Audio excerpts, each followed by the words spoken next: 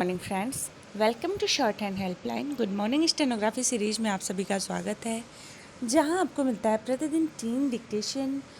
चूँकि कल दिया गया था आपको 70, 90 और 110 का, तो आज समय है 80, 100 और 120 शब्द प्रति मिनट के डिक्टेशन को देने का। उम्मीद है आप इस सीरीज़ को समझ पाएंगे, क्योंकि ज़्यादा से ज़्यादा डिक्टेशन देना हमारे लिए इस समय पॉसिबल नहीं है।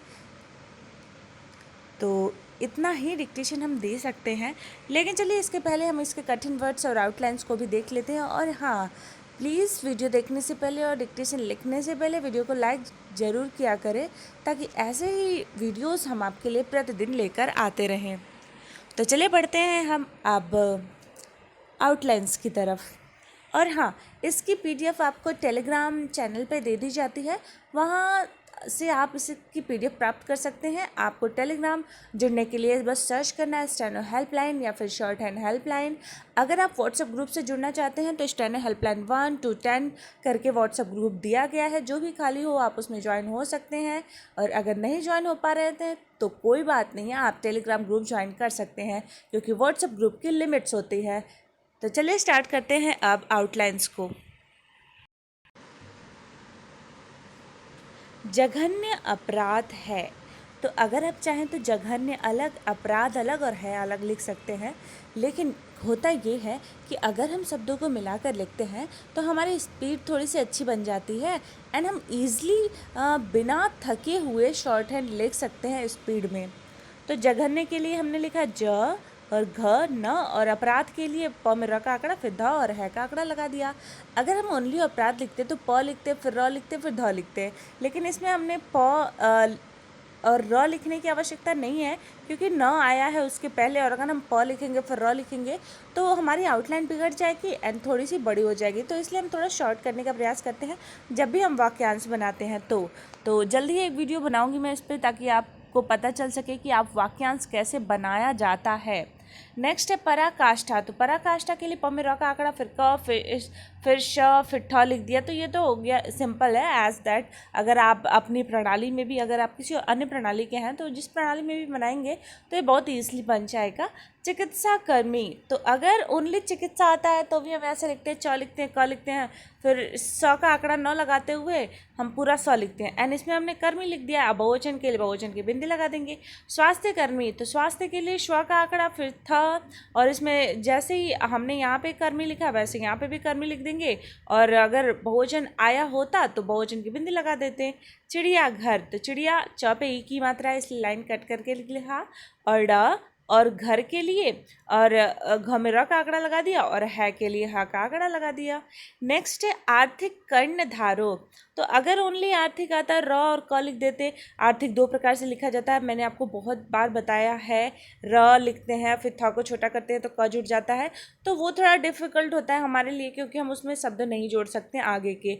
तो ये वाला ज़्यादा सुटेबल रहता है, र और क। और इसमें कर्णधारों के लिए हमने जोड़ा क में र का आंकड़ा और ध में र का आंकड़ा, और बहुवचन की बिंदी लगा दी है। सरकारी तंत्र, सरकार हमने बताया था आपको, एक तो लिखते हैं 80 प्लस स्पीड वाले, एक लिखते हैं 80 बिलो स्पीड वाले। तो स और र को बड़ा करते हैं तो वो सरकार हो जाता है।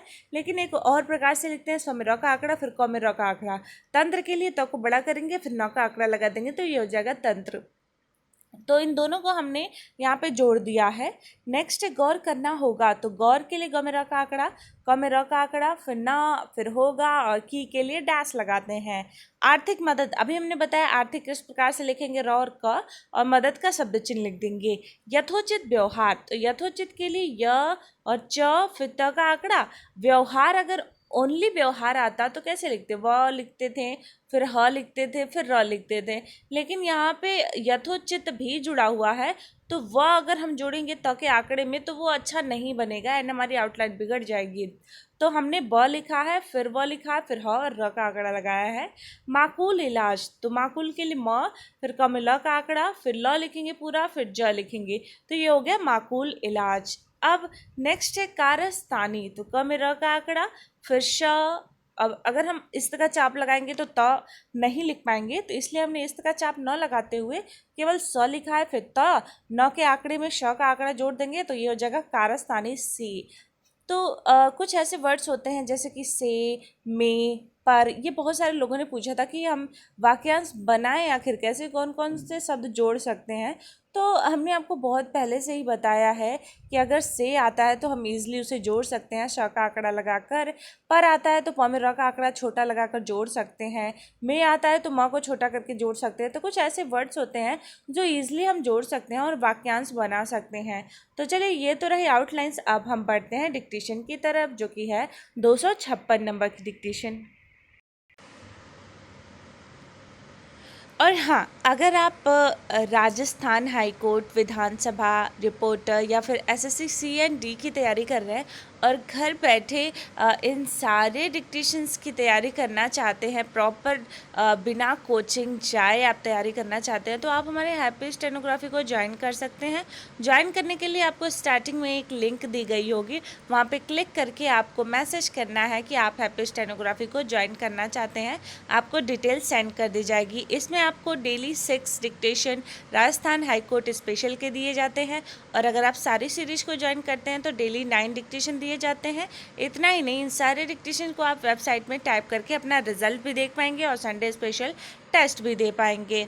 तो उम्मीद है आप हमारी ये सीरीज को फॉलो कर रहे होंगे, और अगर आप ज्वाइन नहीं करना चाहते तो आप हमारे जीएमएस सीरीज को ज्वाइन कर सकते हैं। इसमें भी प्रतिदिन सुबह 8 बजे डिक्टेशन अपलोड कर दिए जाते हैं।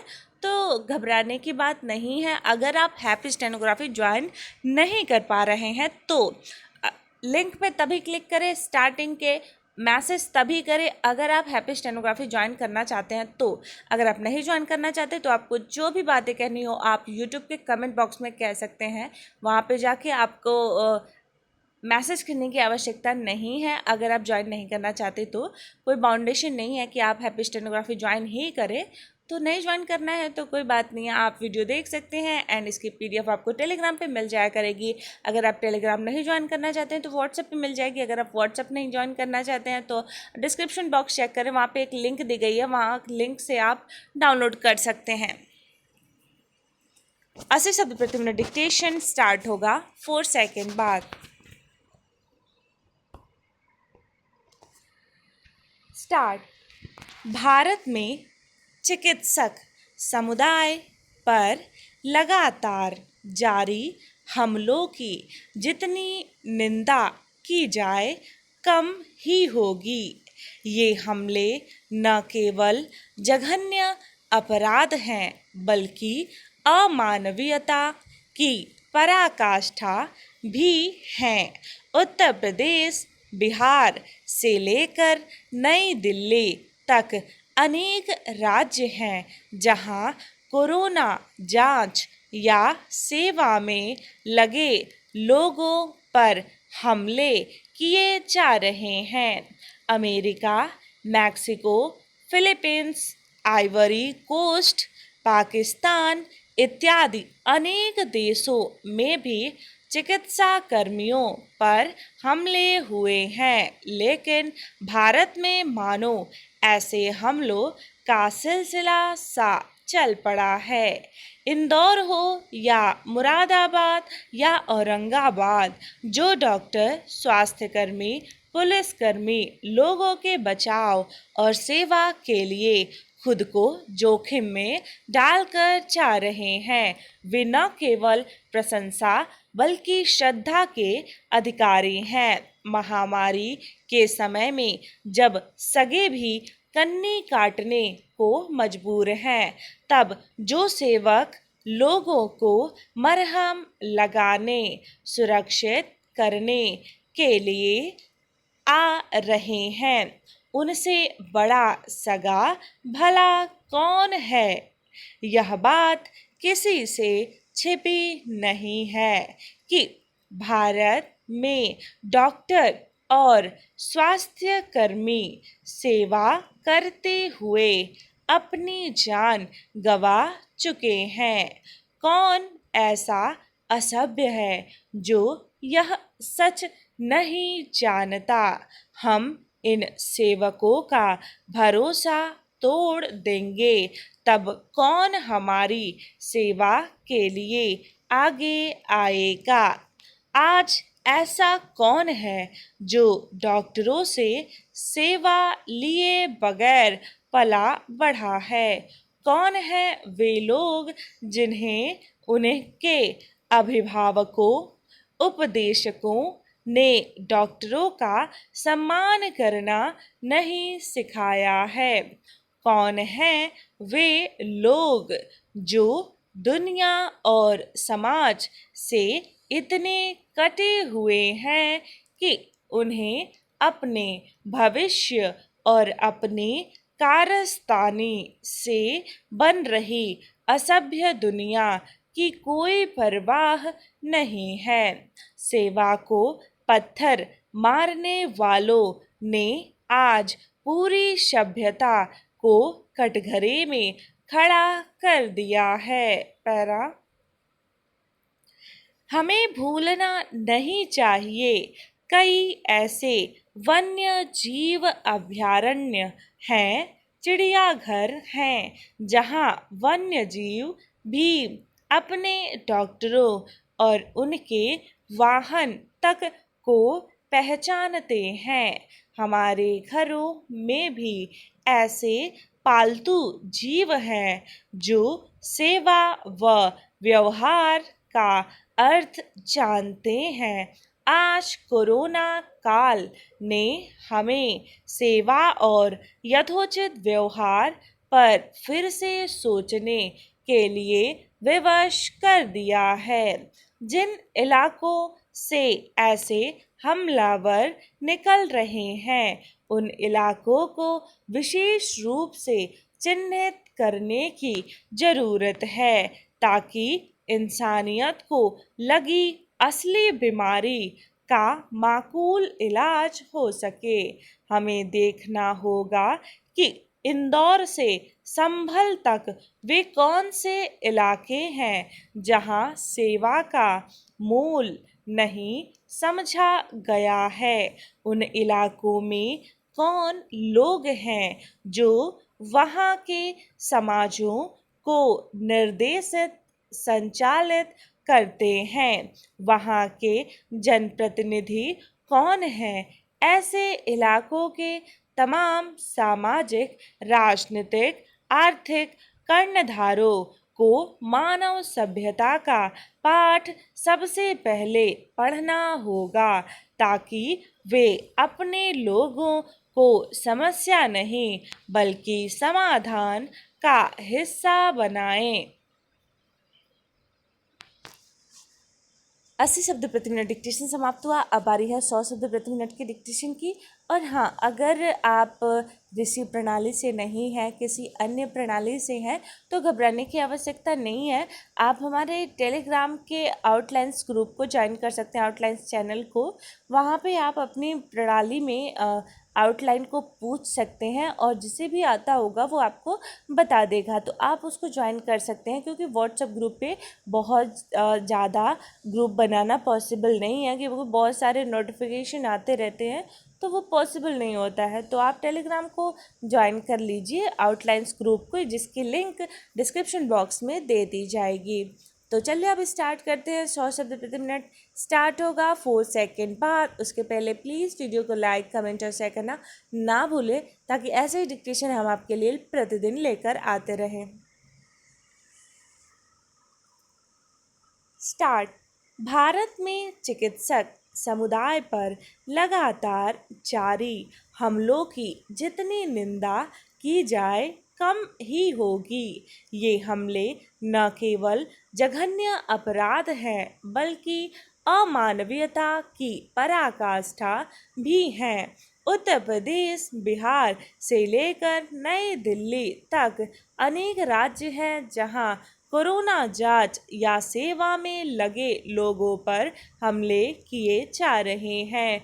America, Mexico, Philippines, Ivory Coast, Pakistan इत्यादि अनेक देशों में भी चिकित्सा कर्मियों पर हमले हुए हैं, लेकिन भारत में मानो ऐसे हमलों का सिलसिला सा चल पड़ा है। इंदौर हो या मुरादाबाद या औरंगाबाद, जो डॉक्टर, स्वास्थ्यकर्मी, पुलिसकर्मी लोगों के बचाव और सेवा के लिए खुद को जोखिम में डालकर जा रहे हैं, वे न केवल प्रशंसा बल्कि श्रद्धा के अधिकारी हैं। महामारी के समय में जब सगे भी कन्नी काटने को मजबूर हैं, तब जो सेवक लोगों को मरहम लगाने, सुरक्षित करने के लिए आ रहे हैं, उनसे बड़ा सगा भला कौन है।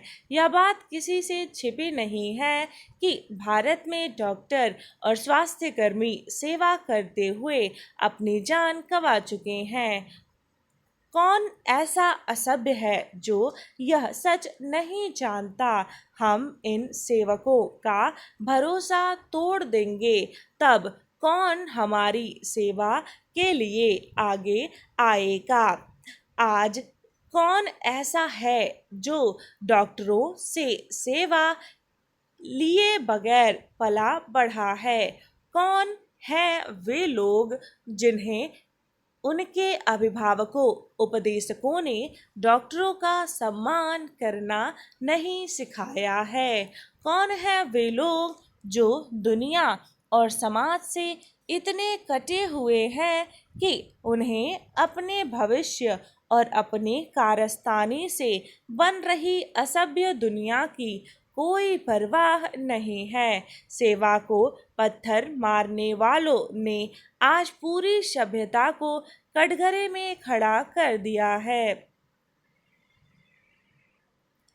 हमें भूलना नहीं चाहिए, कई ऐसे वन्य जीव अभयारण्य हैं, चिड़ियाघर हैं, जहां वन्य जीव भी अपने डॉक्टरों और उनके वाहन तक को पहचानते हैं। हमारे घरों में भी ऐसे पालतू जीव हैं जो सेवा व व्यवहार का अर्थ जानते हैं।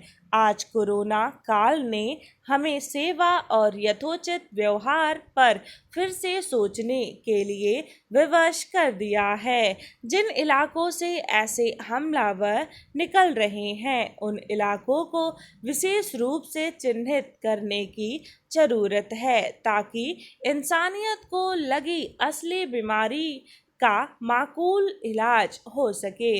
हमें देखना होगा कि इंदौर से संभल तक वे कौन से इलाके हैं जहां सेवा का मोल नहीं समझा गया है। उन इलाकों में कौन लोग हैं जो वहाँ के समाजों को निर्देशित संचालित करते हैं। वहाँ के जनप्रतिनिधि कौन हैं। ऐसे इलाकों के तमाम सामाजिक, राजनीतिक, आर्थिक कर्णधारों को मानव सभ्यता का पाठ सबसे पहले पढ़ना होगा, ताकि वे अपने लोगों को समस्या नहीं बल्कि समाधान का हिस्सा बनाएं। भारत में इस सभ्यता का एक दूसरा पहलू भी है, जिसकी समीक्षा सरकारी तंत्र को करनी चाहिए। ऐसे इलाकों में विशेष रूप से पुलिस व अधिकारियों की जिम्मेदारी ज़्यादा है। गौर करना होगा कि लोग ऐसा क्यों कर रहे हैं। सिरफिरों का इलाज तो जेल में हो, पर अविश्वास का इलाज स्थानीय शासन प्रशासन को अलग ढंग से करना होगा। एक लोकतंत्र में सरकारी सुविधाएं और आर्थिक मदद नागरिकों का हक है। उन्हें दया या हिकारत का पात्र नहीं समझा जाना चाहिए। समय और धूप जब ज़्यादा सताने लगे, तब ताड़ की तरह तन जाने का नहीं, बल्कि अपने पूरे फल और घने साए के साथ झुक आने का समय है।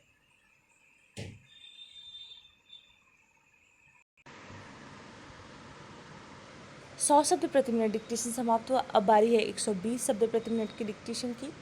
तो और जिन लोगों को 70 शब्द प्रति मिनट, 90 शब्द प्रति मिनट और 110 शब्द प्रति मिनट डिक्टेशन लिखना है, वो कल के डिक्टेशन को लिख सकते हैं और ऐसे ही अल्टरनेट डिक्टेशन दिया जाएगा।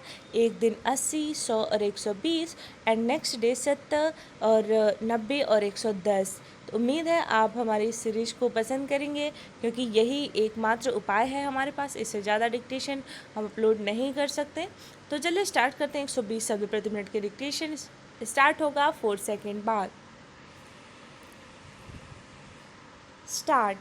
भारत में चिकित्सक समुदाय पर लगातार जारी हमलों की जितनी निंदा की जाए कम ही होगी।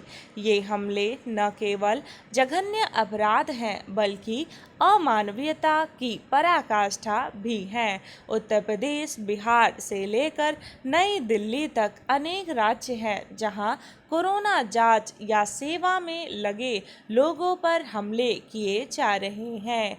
America, Mexico, Philippines, Ivory Coast, Pakistan इत्यादि अनेक देशों में भी चिकित्सा कर्मियों पर हमले हुए हैं, लेकिन भारत में मानो ऐसे हमलों का सिलसिला सा चल पड़ा है। इंदौर हो या मुरादाबाद या औरंगाबाद, जो डॉक्टर, स्वास्थ्यकर्मी, पुलिसकर्मी लोगों के बचाव और सेवा के लिए खुद को जोखिम में डालकर जा रहे हैं, वे न केवल प्रशंसा बल्कि श्रद्धा के अधिकारी हैं। महामारी के समय में जब सगे भी कन्नी काटने को मजबूर है, तब जो सेवक लोगों को मरहम लगाने, सुरक्षित करने के लिए आ रहे हैं, उनसे बड़ा सगा भला कौन है। यह बात किसी से छिपी नहीं है कि भारत में डॉक्टर और स्वास्थ्यकर्मी सेवा करते हुए अपनी जान गंवा चुके हैं। कौन ऐसा असभ्य है जो यह सच नहीं जानता।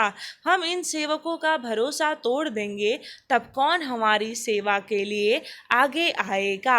आज कौन ऐसा है जो डॉक्टरों से सेवा लिए बगैर पला बढ़ा है। कौन है वे लोग जिन्हें उनके अभिभावकों, उपदेशकों ने डॉक्टरों का सम्मान करना नहीं सिखाया है। कौन है वे लोग जो दुनिया और समाज से इतने कटे हुए हैं, उन्हें अपने भविष्य और अपनी कारस्तानी से बन रही असभ्य दुनिया की कोई परवाह नहीं है। सेवा को पत्थर मारने वालों ने आज पूरी सभ्यता को कटघरे में खड़ा कर दिया है। हमें भूलना नहीं चाहिए, कई ऐसे वन्य जीव अभयारण्य हैं, चिड़ियाघर हैं, जहां वन्य जीव भी अपने डॉक्टरों और उनके वाहन तक को पहचानते हैं। हमारे घरों में भी ऐसे पालतू जीव हैं जो सेवा व व्यवहार का अर्थ जानते हैं। आज कोरोना काल ने हमें सेवा और यथोचित व्यवहार पर फिर से सोचने के लिए विवश कर दिया है। जिन इलाकों से ऐसे हमलावर निकल रहे हैं, उन इलाकों को विशेष रूप से चिन्हित करने की आवश्यकता है, ताकि इंसानियत को लगी असली बीमारी का माकूल इलाज हो सके। हमें देखना होगा कि इंदौर से संभल तक वे कौन से इलाके हैं जहां सेवा का मोल नहीं समझा गया है। उन इलाकों में कौन लोग हैं जो वहां के समाजों को निर्देशित संचालित करते हैं। वहां के जनप्रतिनिधि कौन हैं। ऐसे इलाकों के तमाम सामाजिक, राजनीतिक, आर्थिक कर्णधारों को मानव सभ्यता का पाठ सबसे पहले पढ़ना होगा, ताकि वे अपने लोगों को समस्या नहीं बल्कि समाधान का हिस्सा बनाएं। भारत में इस असभ्यता का एक दूसरा पहलू भी है, जिसकी समीक्षा सरकारी तंत्र को करनी चाहिए। ऐसे इलाकों में विशेष रूप से पुलिस व अधिकारियों की जिम्मेदारी ज़्यादा है। गौर करना होगा कि लोग ऐसा क्यों कर रहे हैं। सिरफिरों का इलाज तो जेल में हो, पर अविश्वास का इलाज स्थानीय शासन प्रशासन को अलग ढंग से करना होगा। एक लोकतंत्र में सरकारी सुविधाएं और आर्थिक मदद नागरिकों का हक है। उन्हें दया या हिकारत का पात्र नहीं समझा जाना चाहिए। समय और धूप जब ज़्यादा सताने लगे, तब ताड़ की तरह तन जाने का नहीं, बल्कि अपने पूरे फल और घने साए के साथ झुक आने का समय है। डिक्टेशन समाप्त हुआ। ऐसे प्रतिदिन आपको डिक्टेशन मिल सके, इसके लिए प्लीज़ चैनल को सब्सक्राइब कर लीजिए और बगल में जो बेल आइकन है उसे दबाना बिल्कुल भी ना भूलें, ताकि ऐसे प्रतिदिन डिक्टेशन के नोटिफिकेशन आपको मिलते रहे। मिलते हैं नेक्स्ट वीडियो में। टिल देन अपना ख्याल रखिए।